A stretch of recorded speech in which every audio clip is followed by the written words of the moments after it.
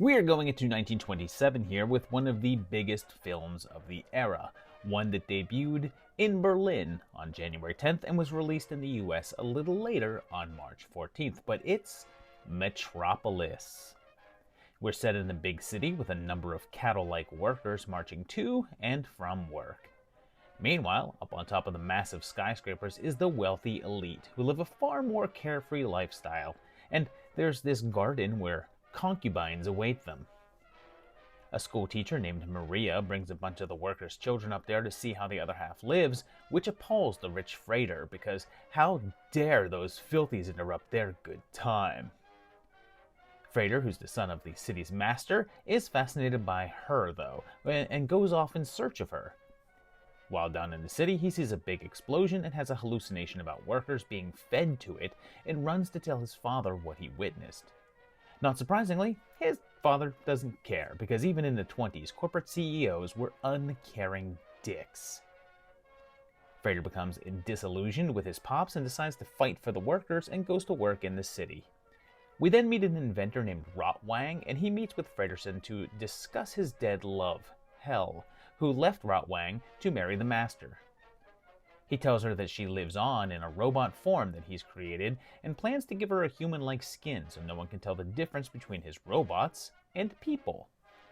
Turns out that Maria is actually sort of a leader of the worker rebellion, and when Fredersen and Rotwang see what she's up to and the fact that Freighter is in love with her, they form a romance. Rotwang then kidnaps her, and their plan is for Rotwang to make the robot into Maria, and Fredersen wants to use it to stop the workers from uprising, but Rotwang plans to backstab him and bring it all down. And can I talk for a second about how confusing it is to have the master be Fredersen and his son to just be Freighter? Like, shouldn't the kid be Freighter's son? Whatever. But he enacts his plan, stealing the lovely Maria's face for his robot, as it enacts their plans. Well, someone's plans. And this is from returning 20s Project alum Fritz Lang, and he previously appeared here with Destiny, a film that was recently rediscovered, and I covered him in the 30s Project with M. But this is widely considered to be his masterpiece. It was written by novelist Thea von Harbo, and she was adapting her own novel of the same name from 1925. Her and Lang were married and worked on this together, going through a number of different versions of the script until reaching the version that was filmed. It was a really expensive, demanding, and lengthy shoot, and a large number of the cast and crew grew to resent Lang for his demanding style. It was a very expensive film for the time period, running over 5 million Reichsmarks, which is said to be the equivalent of around 21 million euros, so this was really pricey. However, the responses to the film were extremely mixed upon release. It was said to be too long at about 2.5 hours, with the American release trimming out around a half hour of material. It actually didn't do that well at the box office either, but it's not been called a bomb. But over time, it's become one of the most influential and important films in cinema history. Its shadow can be seen in modern visual stylings, social commentary, and special effects. So many different versions exist with alternate cuts and scores, including one from 1984 from Giorgio Moroder that had Freddie Mercury, Adam Ant, and Pat Benatar singing on it. It's also been adapted into a theatrical play, a manga and anime version, and almost had a TV series remake. It was meant for Apple TV Plus and was moving forward, but ended up getting canceled due to the 2023's writer's strike.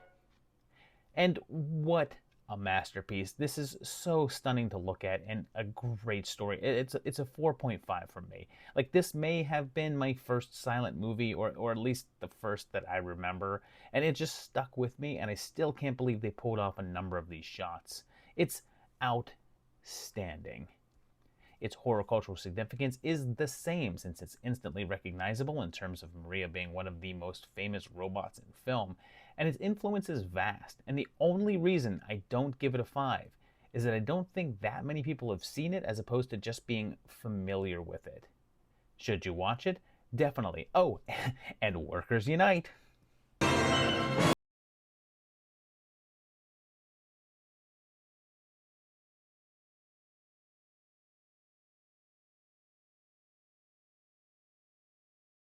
We now go to one that was released on June 4th but had a premiere on May 29th, and it's The Unknown.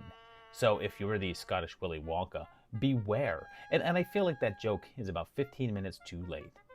We're at a circus, and the star performer is a guy named Alonzo the Armless, and would you believe it? He has no arms. He uses his feet to throw knives at his partner, and Alonzo is once again Lon Chaney. So we've seen him in a movie with no legs, and now no arms. And his partner, Nanon, is none other than Blanche, and she's not Natcha in this movie. She digs Alonzo because men have always groped at her against her will, and, well, Alonzo can't. But she's smitten with Malabar, the strong man, even though he's kind of scrawny. Like, am I crazy? This guy does not look like a big tough guy. Alonzo has a friend in Chris Kattan, or I guess Kojo. But wait, it turns out that Alonzo ain't so armless after all, and it's all a scam. Not only does he have hands, but one of them has a double thumb, which is like a twist on a twist. Seems like that's his distinguishing feature, so he hides his arms so that the police can identify him because, oh yeah, he's on the run. But the circus owner, Nanon's dad, discovers his secret, so he kills him. She sees it go down and sees the double thumb, but not his face, and the police move in to find their man, while the love triangle heats up to the point that the dude has his arms surgically removed, while at the same time, Nanon covers her arm fear. Whoops! And yeah, this wacky little film, marked as an early example of body horror, was actually from Todd Browning, the man who would go on to direct Dracula and Freaks.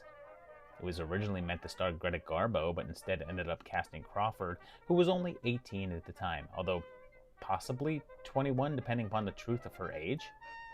She claimed that this film was her turning point of understanding what acting was, as opposed to just being in front of a camera, and strive to be a better actress after this point.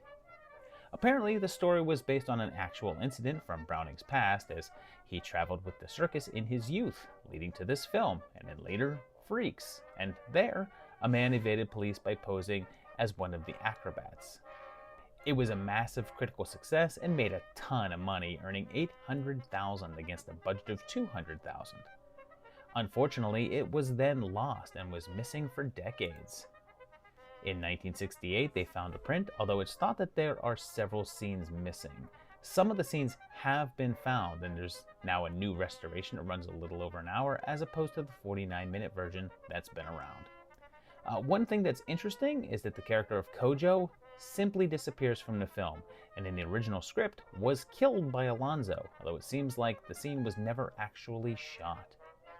And this was pretty great. I'm giving this a 4. Like, it pulls you in with this crazy story, and it never quite goes in the directions that you think that it will.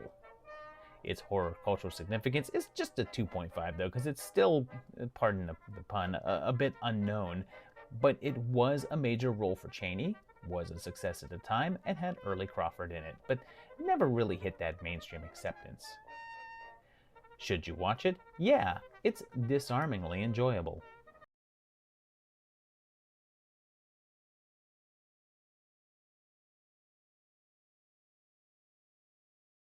We jump now to August 14th for the premiere of a film that would then get a larger release on September 9th, and the title will sound familiar if you also watch the 30s Project, because it's The Cat and the Canary. We're set in this big spooky mansion overlooking the Hudson River, and its elderly owner Cyrus West, who's on the brink of death. He views his family hungry for his inheritance as cats around a canary, and there's cats here, so more points to this movie. His will states that it'll remain locked in a safe until 20 years after his death, and that time passes, with his ghost said to be roaming the grounds. On the night of the reading, the family lawyer, Mr. Crosby, arrives, led in by the maid, Mammy Pleasant, who really is not that at all. In the safe, not only is there the will, but there's a mysterious second will to be opened if the terms of the first one are not met.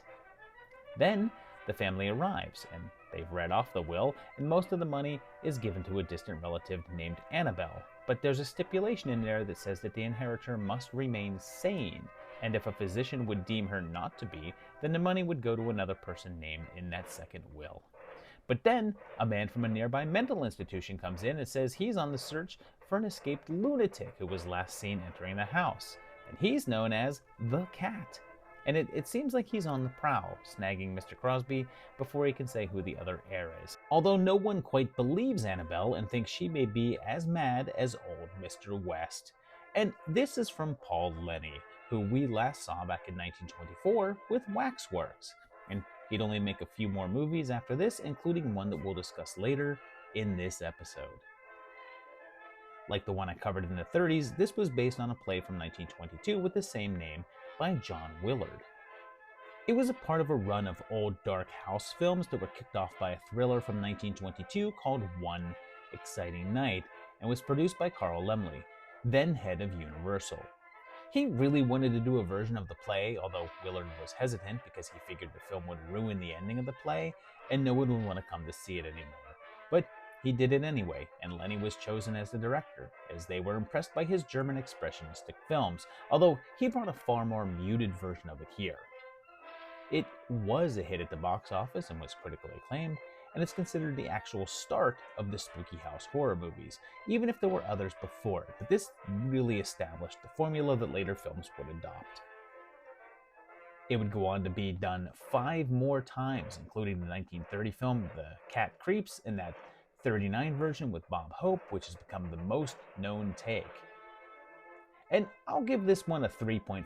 It's the OG of this type of film, even if it's a bit overly long and repetitive at times, but it's a great mix of mood and comedy.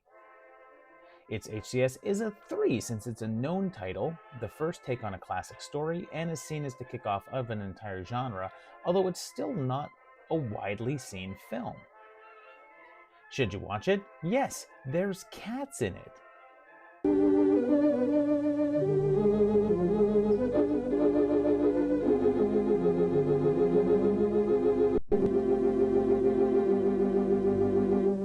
This next one takes us overseas again, and this one did debut in Berlin on Halloween, October 31st, and had a New York screening in June of 1928, and it's The Strange Case of Captain Ramper. It begins with said captain preparing for a flight headed over the Arctic. Unfortunately, the plane crashes, leaving Ramper and his co-pilot, Ipling, stranded in the cold. They're up there for 3 years, living off the stories of a previous expedition, but eventually Ipling dies of his wounds, and Ramping goes into animal mode. But then, there's a bunch of whalers up there, and he attacks them, and they actually think that he's a Yeti, and I'm not sure I blame them when he's sporting this getup. They then team up and capture him, taking him back to the mainland and selling him off to a circus, even though they figure out that he's just some dude. They show him as Teddy the Man-Ape, and it's only 10 cents to see him, which in 1927 money I think is around like $900 or something. A woman named Tony is assigned to train him, and he falls in love with her while some try to exploit him and others try to restore his mental health. And this one is from Max Reichman, a German director, and is considered to be the first film about the Yeti or Bigfoot legend. It features a few recurring faces, since Captain Ramper is played by Paul Wegener, although here he's mostly covered with fur on his face, but we saw him previously in The Golem as the Golem. Also, Nosferatu himself, Max Schreck, is in here, although he's also hard to recognize since he's not in any makeup. This was based on a play that was called Ramper by a man named Max Marr, and it did well enough to get an American release where it was re-edited a bit and given a different prologue. For a very long time, the film was thought to be lost and there were only photographs remaining, but then a print was discovered. However, the final 10 minutes of the movie were not included on the reel of the print, so the version that exists is only around 50 minutes. It's said that the final act was centered around Ramper not knowing what to do, deciding between rejoining society or returning to the North Pole to live out his life as a Yeti, but as it stands, the film instead just kind of ends. And this is okay. I'll give it a 2.5 with the caveat that it's hard to judge as it exists since it's an incomplete film. If it still had the ending and an actual resolution to the storyline, I might have increased that. Its significance is a 1.5 since it's pretty much completely unknown and was thought lost for such a long time, but it did have some horror faces and was the first Yeti film. Should you watch it? I'd wait to see if they discover that final reel.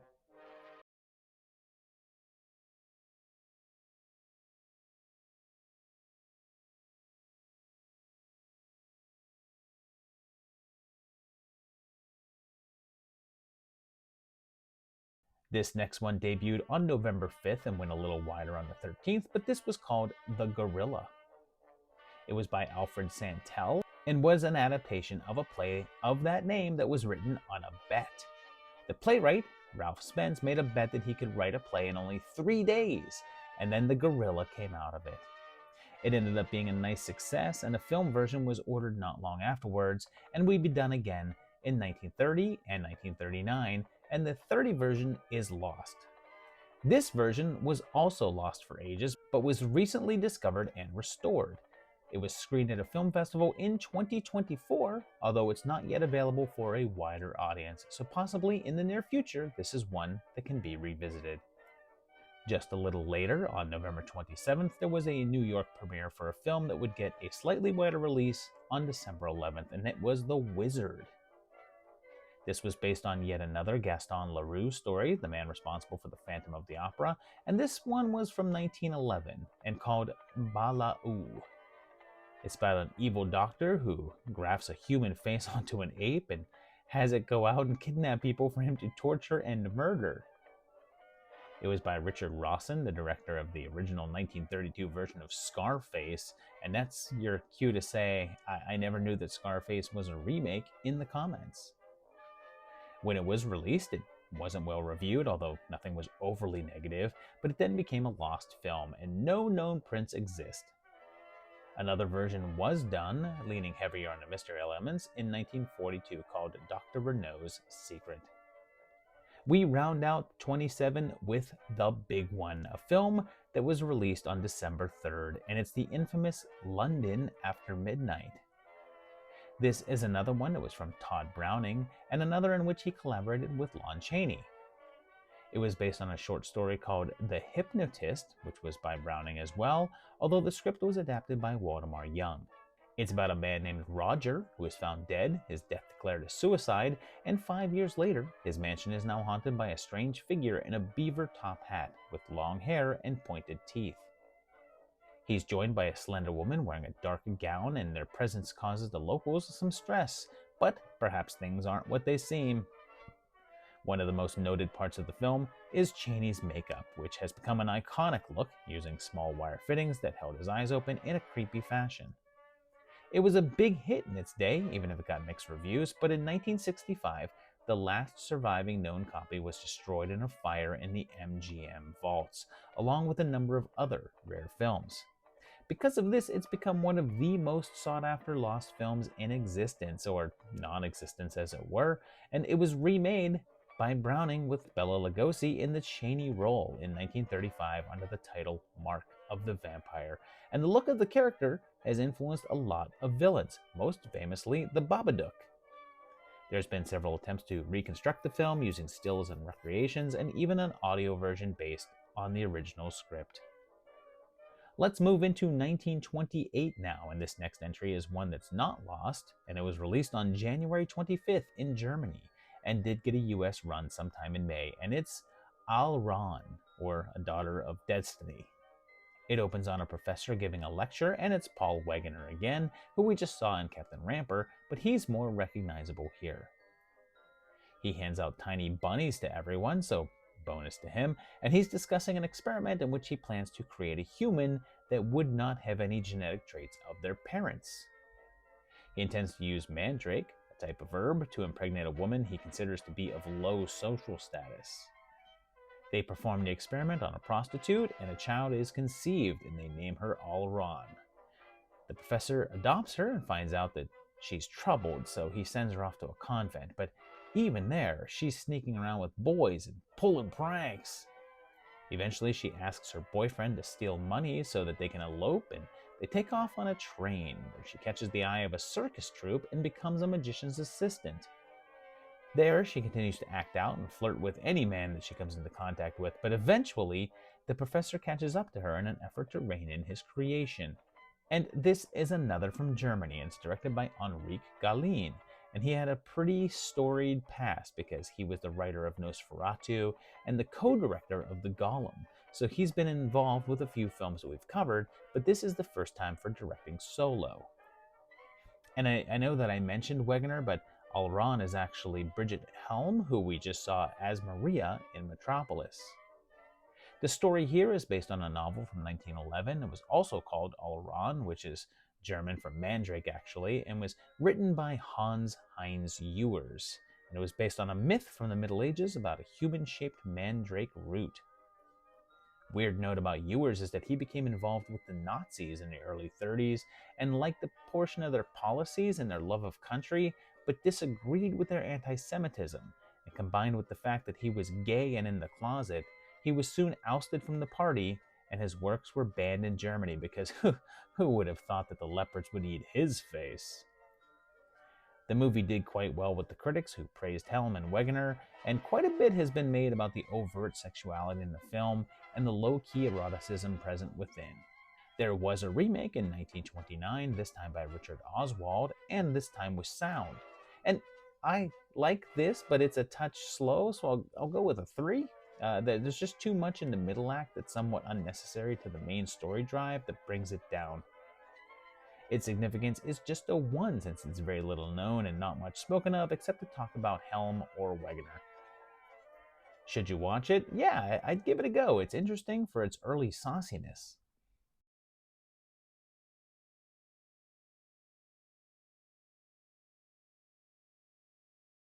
So the next one is pretty damn important and actually debuted in 2 different versions.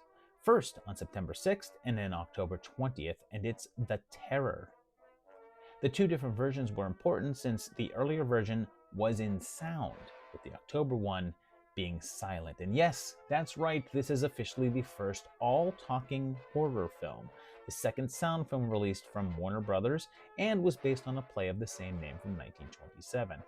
The plot involves a killer known as the Terror lurking on an old inn and playing havoc on the residents there, and was directed by Roy Del Ruth.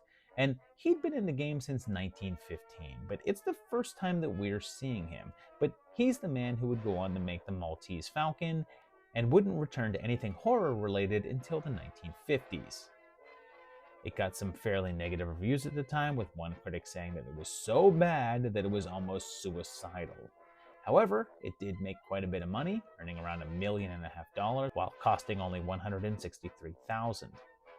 2 versions had to be released since a large number of theaters weren't converted over to sound yet, but both versions have been said to be lost since sometime in the 70s, although the sound recording discs are still around and are preserved in the archives. It got a couple of remakes, the first in 1934, with yet another version in 1938, and again in 1965, although these swung more heavily into the crime aspect of the film. Now we travel on over to France for a film that debuted there on October 5th, and it's one with a familiar title, and The Fall of the House of Usher. It has a man being summoned by his friend Roderick Usher to come up to his house, and I wonder if that thing is gonna fall. When he arrives, he finds Usher obsessed with painting this big portrait of Madeline, his wife, who's dying. Unfortunately, the doc can't do anything for her, and it turns out that all of the Ushers have painted their wives, and it turns out that his own degeneracy has led to the end of his family line. He keeps on painting, though, as Madeline gets weaker and weaker until she collapses. Roderick is also obsessed with magnets, but since no one knows how they work, she dies anyway. He refuses to allow anyone to take her away and demands that she be buried in the family crypt and insists that they don't nail her coffin shut. And they take her to the crypt, and I swear to you that then there's multiple shots of frogs having sex. I can't say for certain that that's what's going on, but it sure looks that way, although I'm no expert on frog boning. Like, do frogs bone? I know frogs have bones. But then, alone in his mansion, old Roddy seems haunted by the memory of his wife, the possibility that she's still with him. But is she?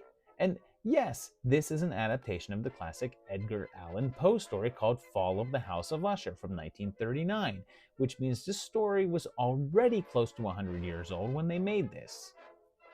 It was directed by Jean Epstein, a Polish director, but it was co-written by Luis Buñuel, and I'm hoping that we leave everyone's eyeballs alone here, please. Buñuel would go on to become a massively influential director with Wuthering Heights, Belle du Jour, and the underrated Exterminating Angel.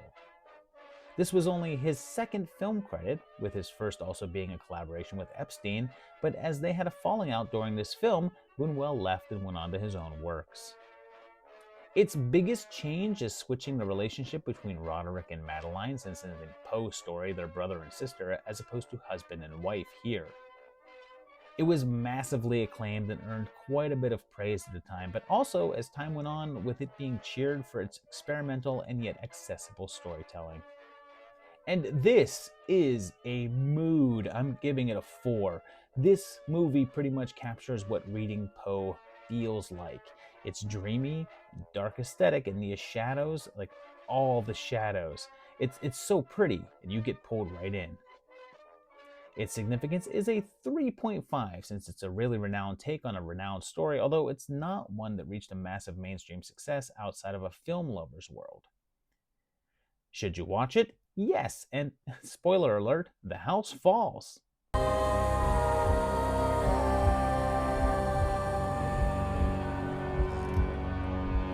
We're back in the US for our next entry, which was released on November 4th, and this one is The Haunted House. It was sort of a hybrid film between silence and sound, since it had a synced music score that would accompany the film, although no talking from the characters on screen. It was from Benjamin Christensen, the man who gave us Haxan, and was about a group of people in an old dark house for a will reading and the spooky events that happen afterwards, which can describe a lot of films from this era, some from this very episode. Much like The Terror, though, all copies of the film have been lost, with only the sound discs still remaining. Our final film of 1928 was one that debuted first in London on December 18th, but then arrived in the US theaters 1 week later on Christmas Day, and it's The Last Warning. We're on Broadway, and during a stage performance, one of the actors just dies, and the police arrive to investigate. They discover the scent of chloroform and talk to the lead actress, played by Laura LaPlante, who we saw not that long ago in Cat and the Canary. It seems like the deceased John was quite smitten with her, and it seemed like there was some sort of love triangle between them and Harvey, another actor. But then the body disappears, and 5 years pass, with the theater closing due to the scandal.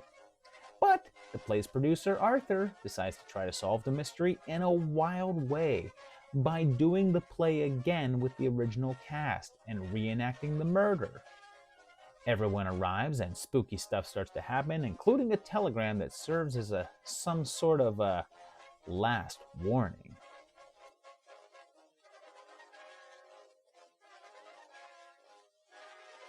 It seems like someone is tampering with things on set too, and that wacky old Barbara.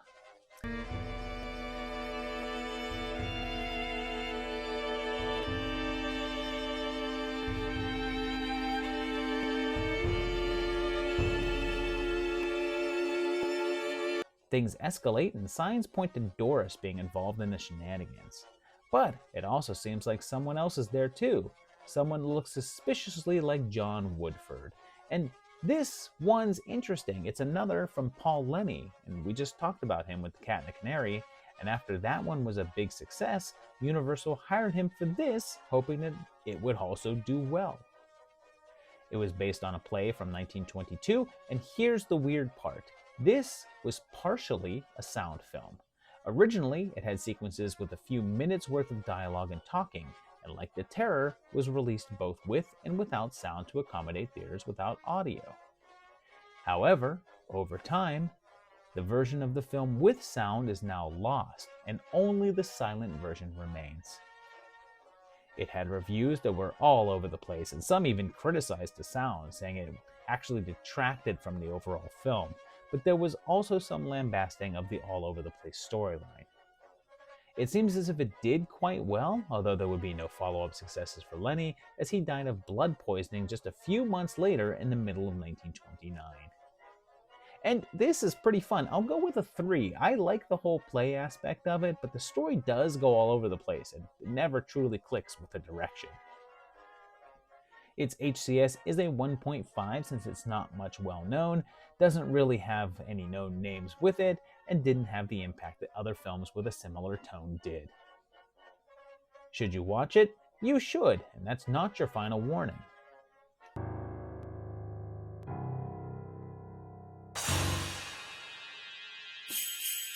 Our first film of 1929, our final year of the decade, sadly can't be viewed.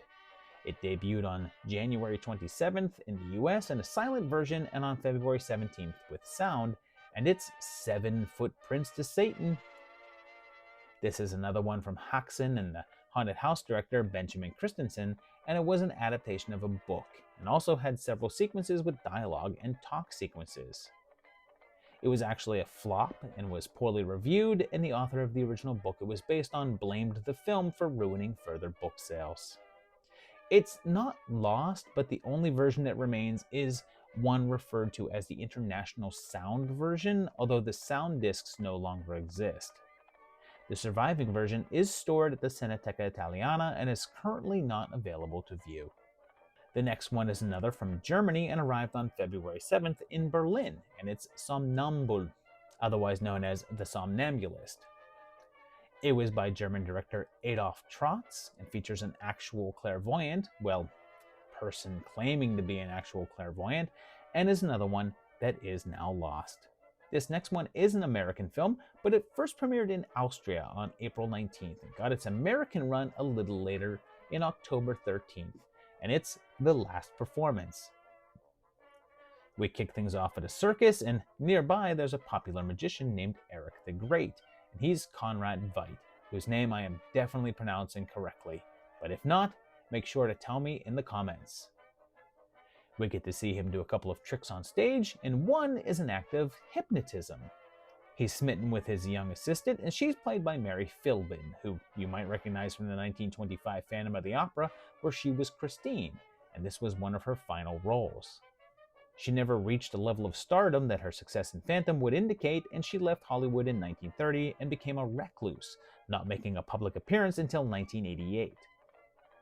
One night, he catches a thief named Mark in his place, and Julie takes pity on him, convincing Eric to take him on as an apprentice. But he has another apprentice with the really unlikely name of Buffo, and he discovers that Julie and Mark are in love, and jealously decides to tell his boss.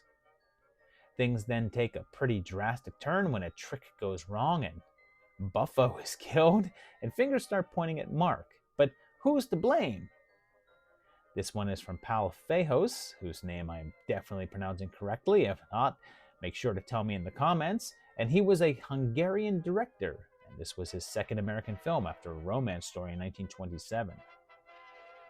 Much like The Last Warning, quite a bit of it was shot on the same set as the one used for The Phantom of the Opera, and was also produced in 2 versions, one with sound and one silent. Most of the reviews were very praising of Veidt's performance, and it wasn't very much appreciated beyond that, although it's said to have done well enough. It's another one where the audio tracks are considered lost and only the silent film version remains around, which is a shame because apparently the dub for the version that played in Hungary had none other than Bela Lugosi doing the voice of Eric the Great. And this one is decent. It's a 3. I like that it feels like a fresh storyline, but it does feel a little overly long, even at an hour. But I'm also a sucker for things that have to do with magic shows. Its significance is just a 1, though, since it's not talked about or known and didn't really have that many names outside of Old Conrad and didn't quite have the impact of its contemporaries. Should you watch it? Sure, this performance is worth a look.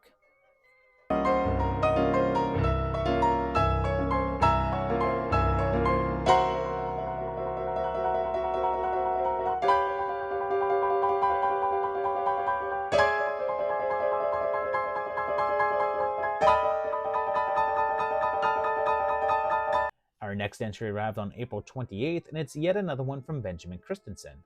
and it's House of Horror. Unfortunately, it's another one of his that's lost. This was also partially silent and partially sound, even if the talking sequences were only at the very beginning. This was Christensen's final Hollywood film, and he went back to Denmark for different business ventures. It wasn't well reviewed, although did well enough, and even though the film portions are lost, the audio discs still remain. Next up is one I feel like I've covered so many times already, but in Germany, on August 28th, it's another take on the Hound of the Baskervilles. This version introduces us to Charlie Baskerville, and he's haunted by the sounds of a mysterious hound outside, and legend has it that the family line is cursed by ghosts. After getting a mysterious message from someone named Laura, he heads out into the storm and is killed. We're then introduced to yet another version of that classic detective Sherlock Holmes and his life partner Watson. They're brought onto the case, and it's said that the Baskerville heir, Henry, is headed in, so the boys are assigned to help him out. But the next portion of the film is actually lost, although there's been modern efforts to use stills and a recap to explain what happened within the missing portions. But then, as per the story, Watson is charged with tending to Baskerville while Holmes stays behind in London. Or does he? But yeah, this is now the 5th version of the story that I've discussed on the project. 3 of them were in the 30s project, although one was lost. And there was another one earlier on in the 20s project, but that was also lost. This is the 2nd German version of the story, although this was before the first one I covered, since that was the 1937 version.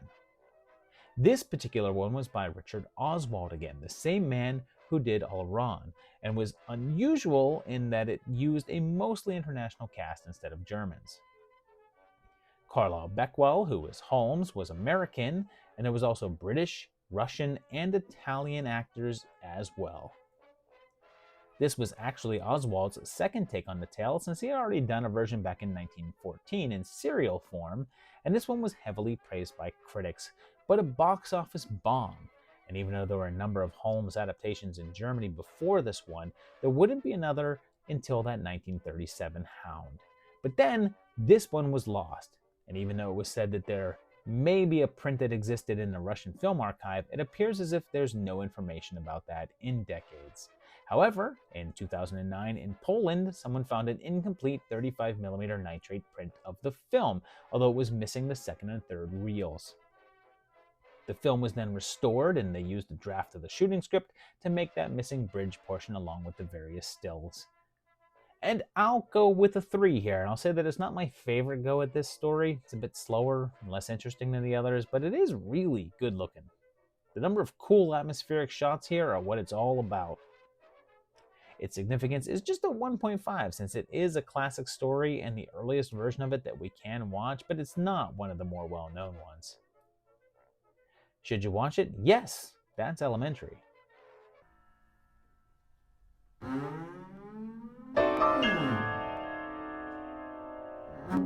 The decade is winding down now, and we're moving on to September 14th for a film from MGM, and it's The Unholy Night.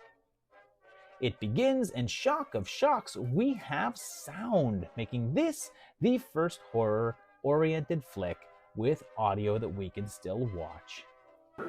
Scotland Yard warns everyone not to venture on the streets unless absolutely necessary. It starts on a foggy dock in London, and a man is attacked, and he goes to the police to recount his story, and he's a rich and stodgy fella.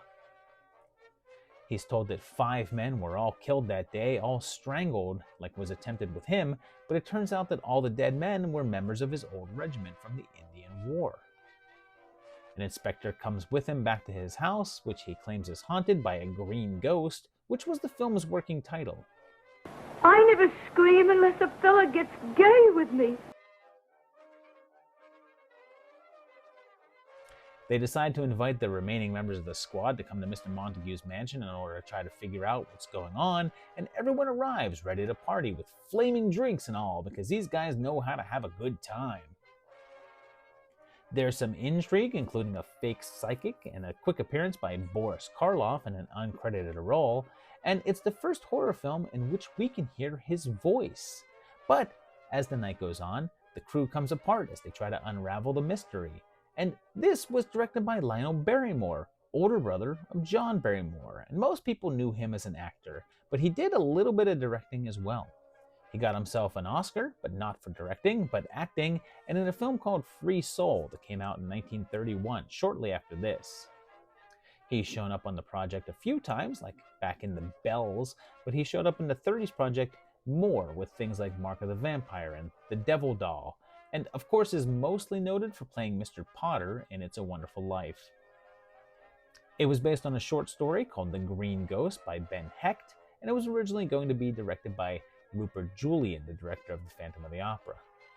However, he ended up feeling uncomfortable with tackling a full sound picture and dropped out to focus on sound shorts as opposed to feature, with Barrymore stepping in, although it's unsure at what point in production this happened and if any of Julian's footage made it to the finished product. It was given some praise at the time, although others noted that it was too complicated of a script, and some criticized Barrymore's directing style. And this was a little clunkier than others. I'm going to go with a 2.5. It just feels overly drawn out and melodramatic, and it's clear that the actors were getting the hang of sound. Its HCS is a 3 though, since it's our first fully sound feature film that can be put into the horror category. Sure, there were others with sound before this, but not for the whole film, and they're all lost, so this is the first of its kind that remains. Should you watch it? Probably for the idea of watching the first sound horror flick, but honestly, it's a little skippable.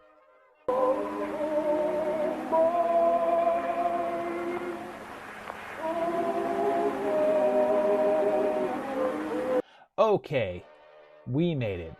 Our final film of the 1920s arrived on October 5th and was another MGM release with The Mysterious Island, which I'll point out is probably more sci-fi and less horror, but there you go. We learn about the kingdom of Hetvia and this big castle on the island, but there's a lot of unrest amongst the citizens there. It's ruled over by Count Dakar, and I wonder if he wears Drakkar, and it seems as if the whole island is a submerged volcano. And part of the film is silent with intertitles, but there's also segments with dialogue and talking. There's also Baron Fallon, and he talks to Dakar, who is also a scientist, and also Lionel Barrymore, in front of the camera this time around. And he talks about a land that has unknown creatures in it under the sea, and he's built some sort of submarine in order to check it out. Dakar's daughter is helping prepare the ship along with her fiancé, Nikolai, although the Baron disapproves of their relationship because Nikolai is just a commoner and seems interested in her himself, even though he's like 30 years older than her. They set out on a test trip in this adorable toy boat, but then there's treachery as Fallon betrays Dakar and takes over Hetvia. He even tortures them to find out what they know, but we soon find out, and it's a crazy undersea world full of strange creatures, even a race of people, or the thing from Mac and Me, which I guess was Mac? So this was a pretty experimental project because not only was this one done with some sound sequences, but it was also in color. It was filmed using the 2-color Technicolor process, which is just reds and greens, so it's a more muted tone for everything. It was an expensive and troubled shoot, costing over $1 million to make, and had quite a few production halts that delayed the film by 3 years. Production on this actually began back in 1926 with Lucian Hubbard in the director's chair, and it's his first appearance on any form of the project. But the production took so long that when it was finally released in 1929, there was extra footage shot for incorporation by both Maurice Tourneau and, of course, Benjamin Christensen. It was, however, a bomb and barely made back any of its money, and soon several versions of it became lost. For a while, there was only one color reel in existence, with the remaining all being the black and white ones. But in 2013, a full color print was discovered in Prague and was taken off to be restored, and is now available for view. Of course, I should mention it's also a version of Jules Verne's The Mysterious Island, a novel from 1875 that has influenced a ton of science fiction. It's a prequel of sorts to 20,000 Leagues Under the Sea, and Dakar here is meant to be Captain Nemo, and his name is given as Dakar there. It's been filmed a number of times, and this was the first adaptation of it, although there was a 1916 film that had elements of both this story and 20,000 Leagues Together, but this was the first one focusing solely on this story. And I enjoyed this, so it's a 3.5 from me, and I mainly love the little duck head guys. Like, I'll admit that I wasn't that into this for the entire first half of the film, and thought it was going to get a lower rating, but as soon as they reach the Undersea Kingdom, things really pick up. Its significance is just a 2.5, since it does get credit for being the first color and sound genre pick, but it's not really that talked about, and didn't make as much of an impact as you'd think. Should you watch it? Sure. Look at this octopus. Why wouldn't you want to see that?